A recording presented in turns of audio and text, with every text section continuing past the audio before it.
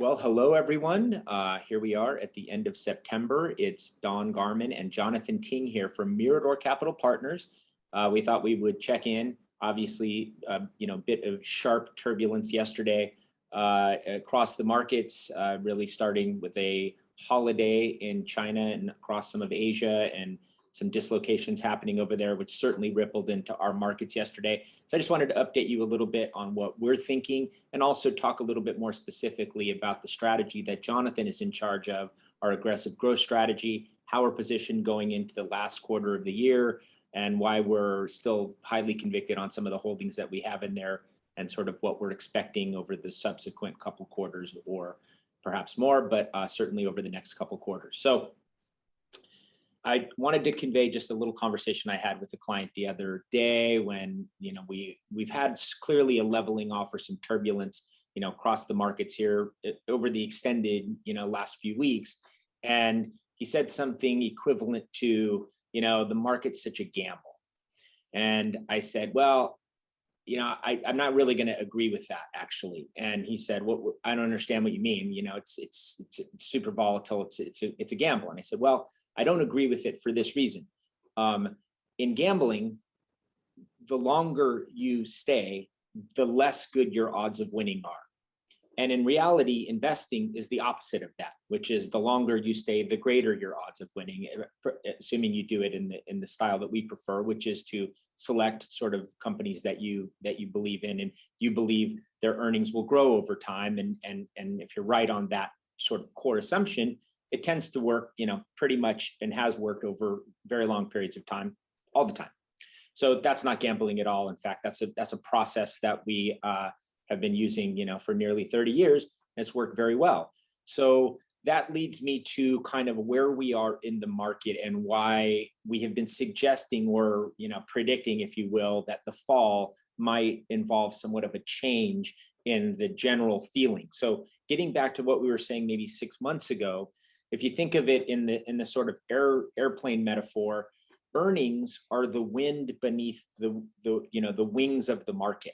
And when we were kind of coming out of the pandemic and into the reopening period, and I remember sort of talking about this 6 months ago, we had this enthusiasm around the resumption of all this activity and all these earnings, and the fact that a lot of costs got pulled out of businesses during 2020, and all this new revenue that was created on this new reopening activity would create this sort of surge of earnings that that's why we said, I think even then, we were comfortable that things weren't really going to come apart at the seams, even though back in May we had a little chop back then as well. So largely throughout the summer months, as we were all adapting to whatever the reality is nowadays, things kind of persisted, and the earnings expectations were continuing to build and build and build for brighter earnings in the future.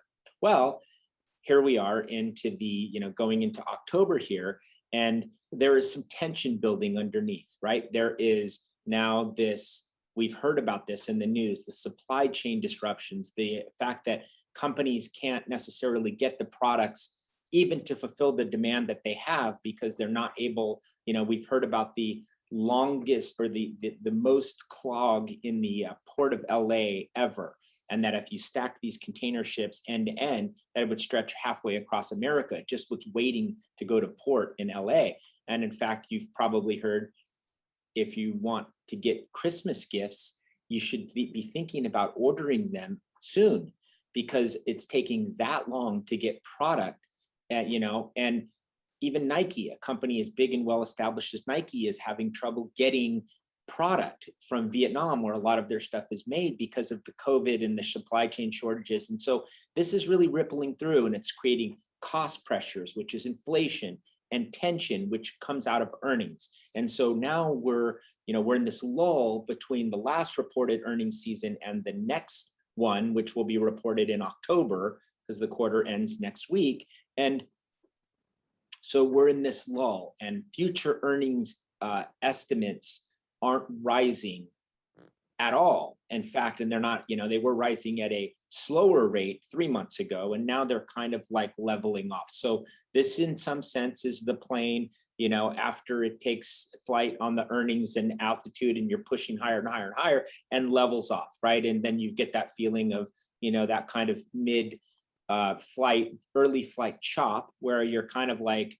we're not rising anymore, but we're sort of stabilized. And I think that's, in some sense, the market yesterday is sort of catching its stability at the current level. Now, whether we push higher to a higher altitude will depend on a lot of things that aren't presently known, right? We're making some guesses about Delta and future variants and reopenings and all that kind of stuff. So, I think this is, in some sense, to be expected and to be, endured is one way of saying it. And we just continue to press on. Of course, we continuously evaluate the positions that we hold. Do we trim them? Sometimes we do. Do we hold them? Most of the time we just do that. And then occasionally we'll start to adapt to a new theme or something that we think will push into the next cycle and perhaps become larger positions over time. So that's just a little bit of a recap on where we are. We of course remain vigilant and monitor, the dials continuously to make sure that we're properly positioned for what's ahead. But on that note, Jonathan and I, of course, we got out of our normal investment committee meeting, and we were discussing the aggressive growth strategy that Jonathan oversees. And I thought it would be a good opportunity to just update you on some of, Jonathan, your thinking about the holdings that we have and kind of how you're looking at the next 6 months in the holdings, because obviously you tell a story with what you're holding in there. So to share with us the story you're telling. So MAGS, for the clients that are in it and the ones that aren't, it's our aggressive growth strategy. It's highly concentrated in 20 or so securities. Within that, the majority is held within 10 or so securities, and it's highly thematic, focused on small to mid cap software technology companies. So this year has been a little rough patch for the strategy. It's about flat for the year versus the indices that are much higher. I think if you look at it based off of the S&P 500, it's lagging significantly. But at the same time, we hold no securities that are in the S&P 500. The S&P 500 is the 500 largest companies in the US. We're holding maybe 25 of the smallest companies in the US, maybe. So I think maybe a more fair comparison would be the Russell 2000 growth, which is the small cap growth portfolio index of the economy. And, that's about low single digits as well. So I think if you look at the strategy from a high level view, the factors have not been favorable for it over the past 1, even 2 years, I'd say. Since 2020, small caps in general have taken a hit just as a factor. Liquidity has been taken out of the market. And when liquidity is taken out of the market, the first to get hit is the small cap sector. So those two together has highly affected small cap growth portfolios. That doesn't matter which one you hold. Going forward, though, I think, with time, factors always shift in and out of favor. And with time, these factors should shift back into favor. Most importantly, from a bottoms-up perspective, the companies we're holding, they're showing strong revenue growth. They're showing strong earnings growth. We talk to these executives on a quarterly or monthly basis to see how they're doing, and all their businesses are progressing at the right pace. So fundamentally, we really like these businesses. They're doing well. We think they're valued at a great price. Unfortunately, recently, they haven't been favored in the market. Now, my hope and my belief is that over time, as these companies continue to grow, and as they come back into favor, when small caps come back into favor and when liquidity comes back, the biggest beneficiaries at the same time are these small cap illiquid companies.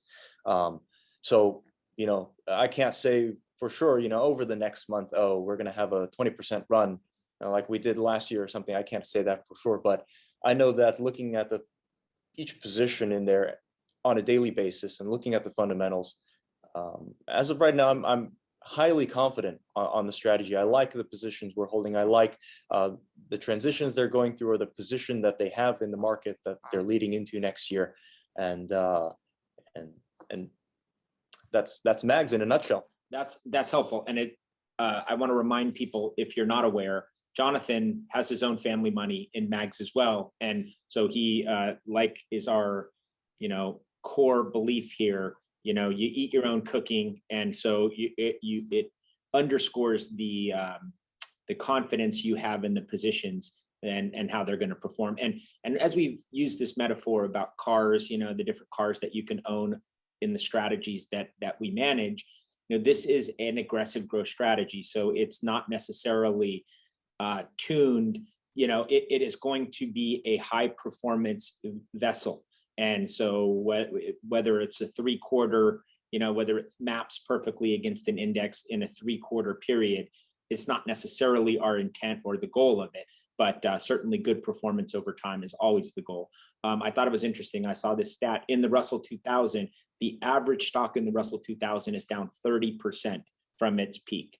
So, you know, that's a lot of, you know, companies. If the average one's down 30, of course, that means there's many that are down more. And so, you know, there is a certain segment, as you just alluded to, that, you know, kind of has been passed over when you look at the S&P 500 as a benchmark. And so in the MLS, the long view strategy, we have all these different benchmarks that are included within that one strategy, and depending on what, you know, the precise positioning is. But the aggressive growth strategy is a much more focused, a much more high performance vessel, if you will. So thank you for sharing that. I don't think, you know, if anyone has any more specific questions or wants to talk about each company in detail, what Jonathan and I tend to do both is we look at each of the companies and almost ask the question, if you owned all this company at this price and it's all you owned, would you be comfortable with this business at this price? And I think, not to speak for you, Jonathan, but I think the companies that end up in MAGS pass that fundamental bar for you, which is I would be comfortable owning this entire company at this valuation, at this price. Yeah, most definitely. And there have been clients who have reached out regarding specific positions. You know, tell me more about this company, or I'd like to know why you're holding that. And I'm happy to do so if those arise. Yeah, perfect. No, but that's helpful. Thank you for updating us. So with that said, you know, without having perfect, you know, foresight into how the markets are going to unfold over the next few months, no one does, and it's impossible to know. But I do feel like we are positioned properly, you know, for the next 6 to 9 months in terms of our core holdings. And as you can see, we're sort of adding some general themes, or increasing the size of some general themes within Longview. Happy to update anyone more specifically on that as well. But for that, we will leave it there. And as always, thank you everyone for your trust, and we will look forward to updating you again soon. All right, take it easy.